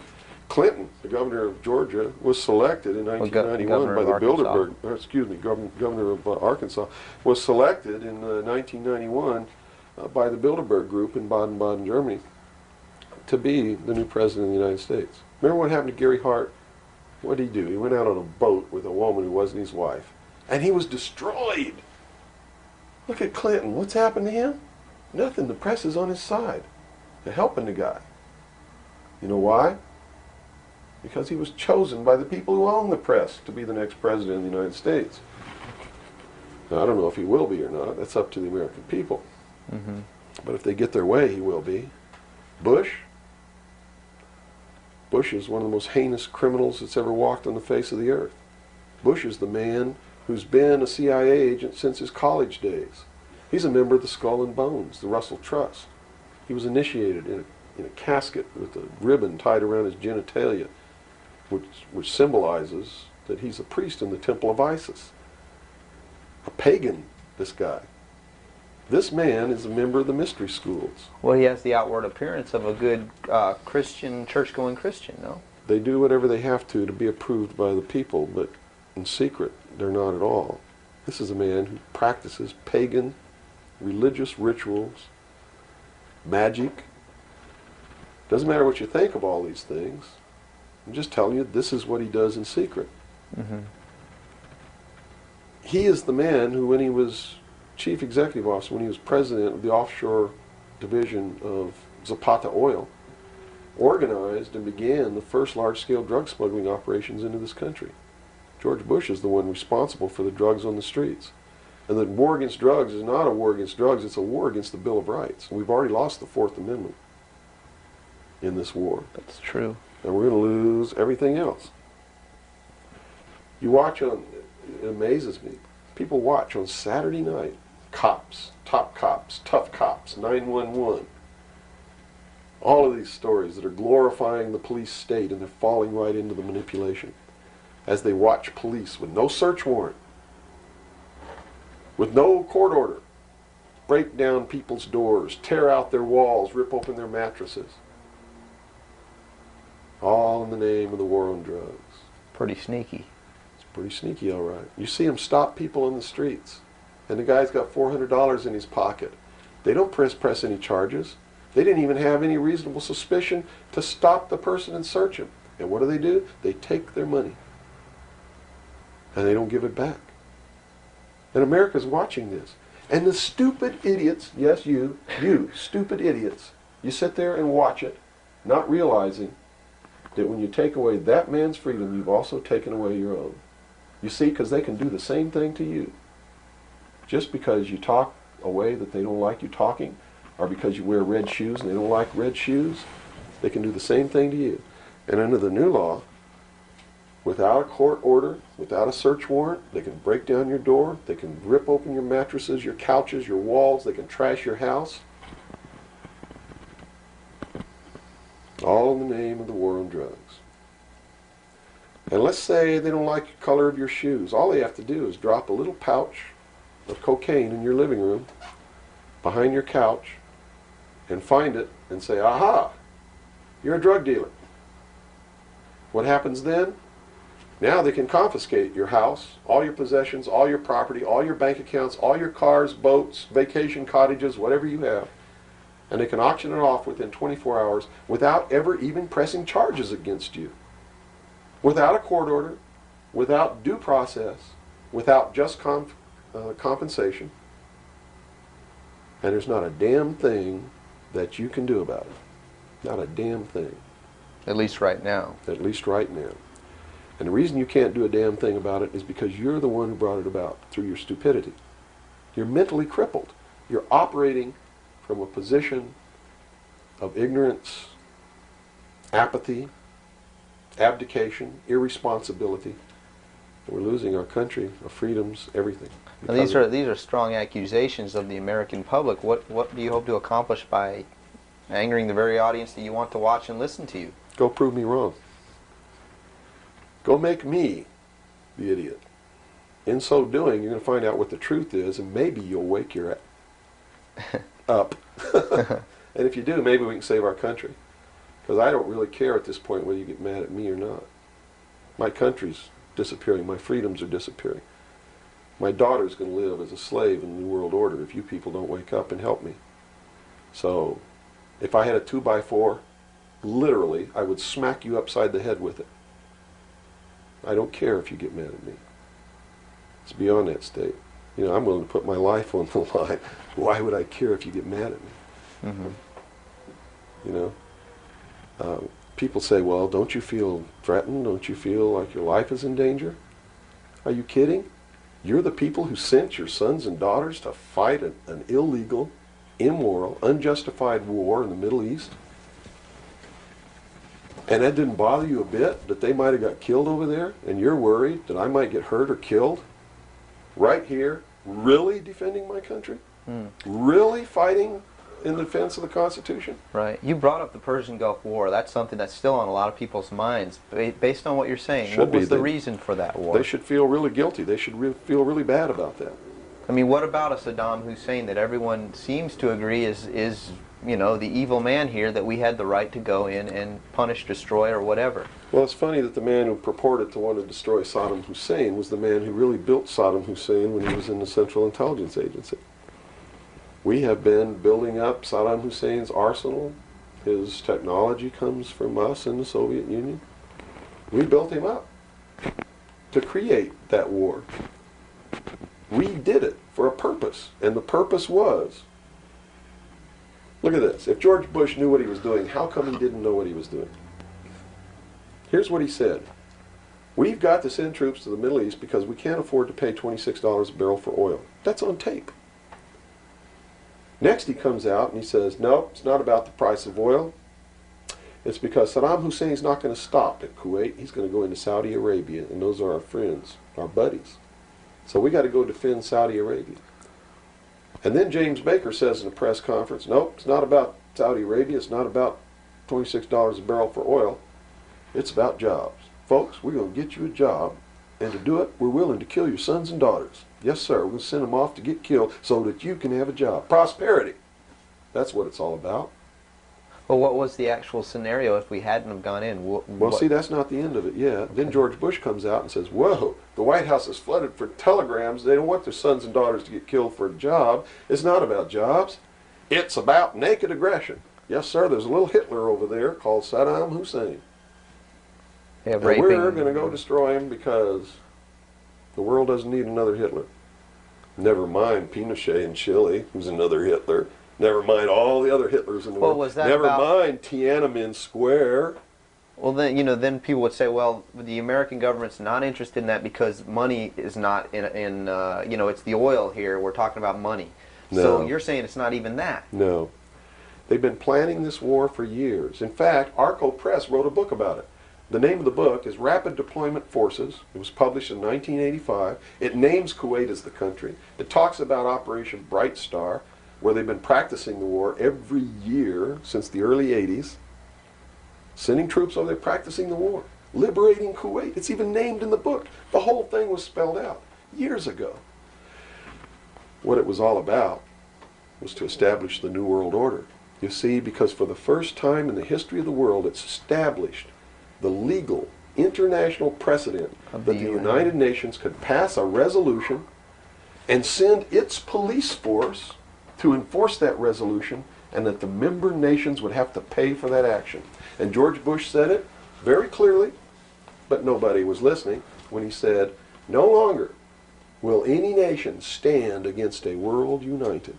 And with that action, he established the legal foundation in international law that the United Nations is now legally and overtly the one world government, and that the United States military forces and the other forces that were sent by other countries were established as the one world police force under the United Nations. Have you seen the new Air Force uniforms yet? Nowhere on them does it say United States or U.S. They are United Nations uniforms. Go look at them. What role in the Middle East again does Israel play in this? Israel was created as the instrument to bring about the Battle of Armageddon and the fulfillment of prophecy, a war that will be so terrible, where nuclear weapons will be used, so that the American citizens and the other people in the world will get down on their knees and beg for no more war. And what is the answer to that? They're going to be told the only way we can guarantee no more war is if we destroy the sovereignty of nations and we come together as one humanity in a one world government. Right. Now I'm telling you, unless the American people wake up and stop it, starting in about 1996, the Battle of Armageddon will become a reality. Not because two nations got mad at each other and decided to fight, and that's why Saddam Hussein was not destroyed. He will be the instrument that will bring that to pass. Right. Yeah, they purposely did not go in and do that. Saddam Hussein will be portrayed as the Antichrist. Babylon is in Iraq. Read the book of Revelations. Whether you believe in the book or not, read it, because the men who are bringing this about are using it as their script. Well, the UN did indeed charter Israel as a sovereign nation. They were the ones who created this state. That is correct. It was really created by Great Britain and the United States, with the United States being the major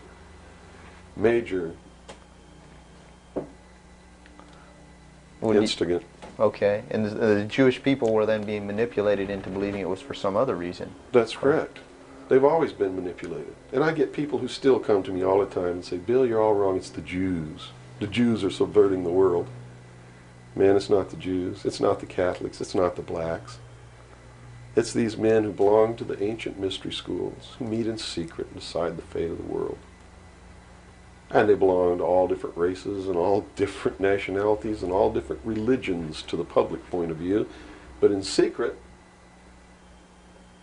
it's a different story. How about the European community? Here seems, based on your theory, another group of sovereign nations coming together to form one government. The European community, the EEC, was created by the Central Intelligence Agency, working through a lodge in Italy called the P2 Lodge. Propaganda 2 is the name of it, which is the intelligence arm of the Vatican. And Prince Bernard, who is the leader of the secret World Council that controls these secret societies around the world, called the Bilderberg Group. And that's the truth of the matter. And well, during its creation, they just threw out Margaret Thatcher. She was really opposing this. Yes, she was, and that's why she got ousted. Okay. So did the Shah of Iran, so did Marcos. Anyone who opposes it gets ousted. That wasn't an overthrow of Marcos by the people in the Philippines. It was organized, instigated, and carried out by agents of the Central Intelligence Agency and the KGB. The overthrow of the Shah of Iran, our intelligence community is trying to tell us they didn't know anything about it. They didn't know what was happening. Bullshit. They organized it. They instigated it. They are the ones who caused it to come to pass. You see, because we didn't have a National Security Agency or a Central Intelligence Agency before the UN Participation Act was signed. And these organizations were created to bring about the one world government, the New World Order. And it had to be done in a manner that the people would not know that it was being done, and the only way they could do that was hide it behind the veil of national security. And the Cold War was a manipulation maintained to bleed the people of tax dollars to fund the creation of the police force of the New World Order, which is the Army, Navy, and Air Force and Marines of the United States and the Soviet Union.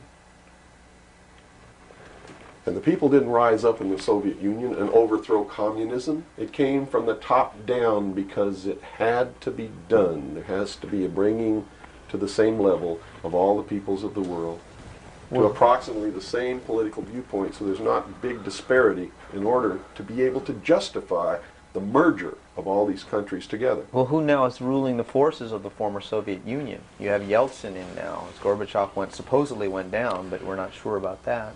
Well, let me tell you this. From the beginning, there was never any war between the United States and the Soviet Union. It was created by those at the top to fund the New World Order and the New World Order's police force. At the highest levels of all countries, they all belong to the same club. And we, the people, sit back and we watch this grand drama which is being played out for our benefit, not theirs. If it wasn't for us, they wouldn't even have to do any of this.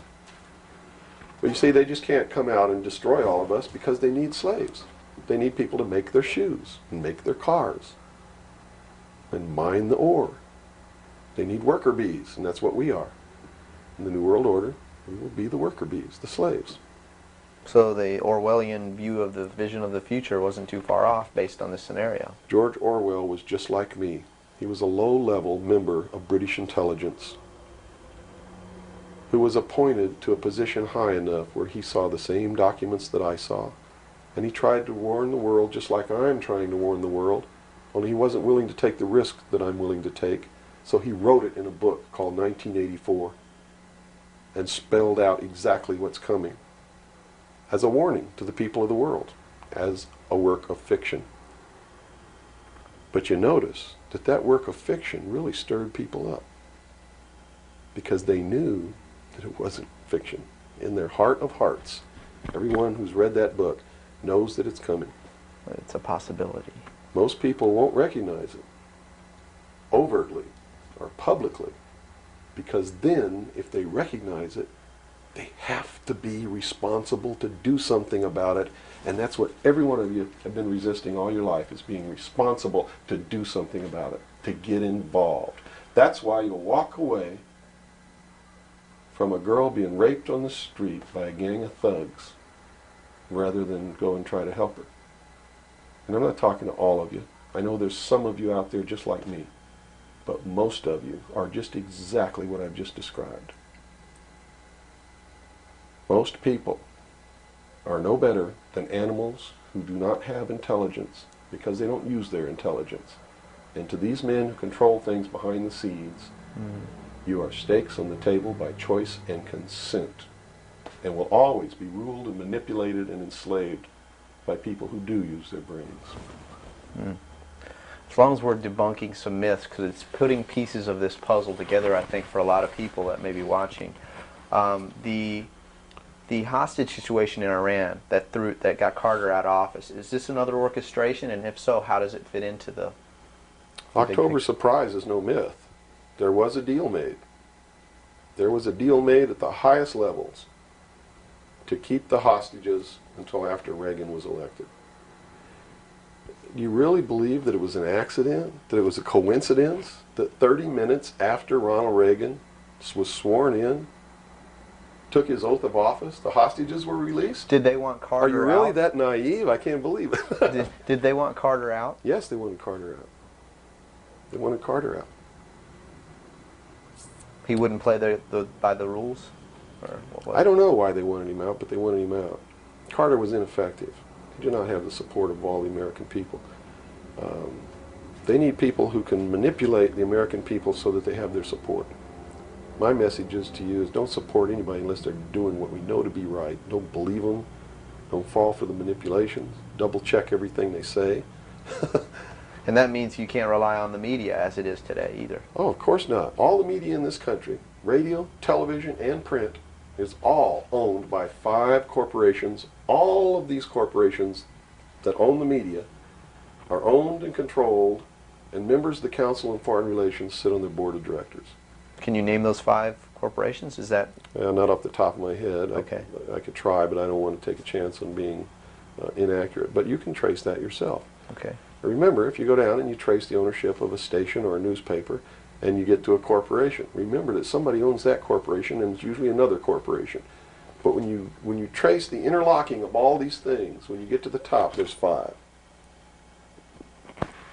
And all journalists know that there's some things you don't write about, and you don't talk about, because you'll lose your job.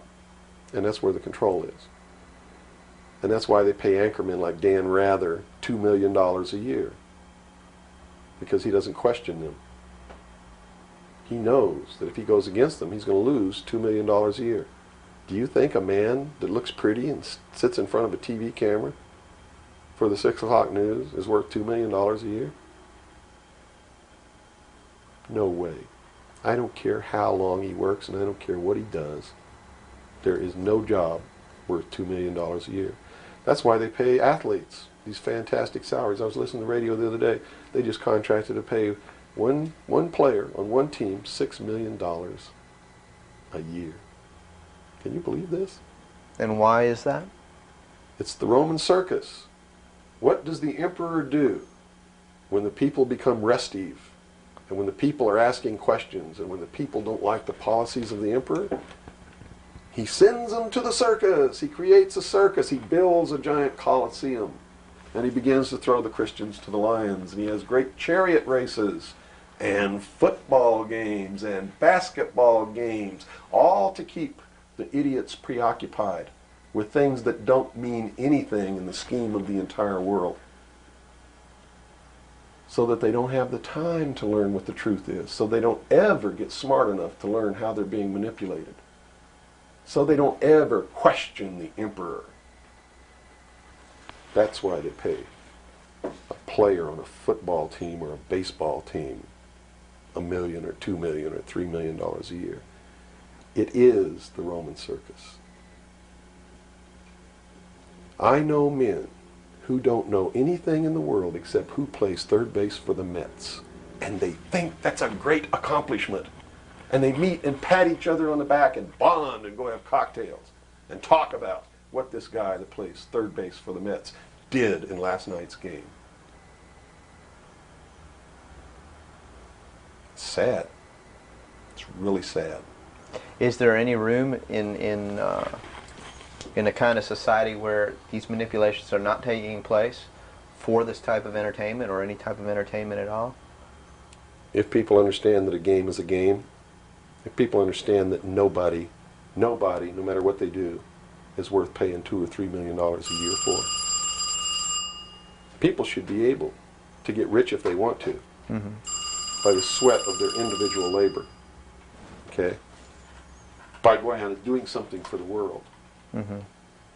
Not by taking people's minds away from the emperor. It's a game. Football's a game. Football's a game. But let me tell you something. When 150 of the most powerful men and women in the world can meet in secret in Baden-Baden, Germany, and plot the fate of billions, and nobody even cares about it, but 6 football players go to lunch together, and it's in the headlines across the country, you have a reflection of the society in which that exists. And it is a sick society that is doomed to self-destruction. So based on that scenario, there's some truth into what these men are looking at. Absolutely, and that's what makes me so sick, is that I'm trying to wake up a people who on a daily basis are proving the ones that I'm warning them about to be right. Well, so that even though a minority, there are people out there that you recognize are awake to this, if they don't do something about it, they will lose that ability to be free in that way. That's correct. Whether they might think, well, I don't need to worry about it because I know what I know and I'm fine. That's It doesn't right. work that way. There's a connection here to everything. That is correct. That is absolutely correct. A nation of people who are willing to send their sons and daughters that they profess that they love to a foreign country to die, and they use the excuse to themselves that they're sending them off to defend our country, and they know damn well that's a lie, are doomed. It's funny, there's a parable, you said Ben Franklin earlier was even a part of this. Yes. A parable of Ben Franklin, I don't know if you're familiar with it. He paid too much for the whistle. He came up when he was a young boy. Are you familiar with that parable? No, go ahead. Where when he was a young boy, he was given an allowance, and you know it was a decent amount of allowance, and he was going to the store to get a toy. You know, he was very excited about that, and along the way he met some boys who had this whistle, you know, and he saw that, and he saw the little boys blowing this whistle, and he thought, wow, the greatest whistle, this is the greatest toy. He really wanted this thing. Mm-hmm. So without asking, he gave all his money away, you know, to these boys for this whistle, and he went home, and sure enough, he got very bored with it, and he had no more money to buy something that was really, you know, worthwhile to him. Sure. And so from that point on, he had a saying that said, you know, don't pay too much for the whistle. And I think somehow that relates here. He's also the one, when the Constitutional Convention was finished, when they wrote the Constitution and signed it, when it had been signed, he walked out the doors. Someone outside, I forget who it was, I believe it was a reporter for one of the newspapers in the 13 colonies, asked him, he said, "What have you wrought, Ben?" Ben looked at him and he said, "A republic, if you can keep it."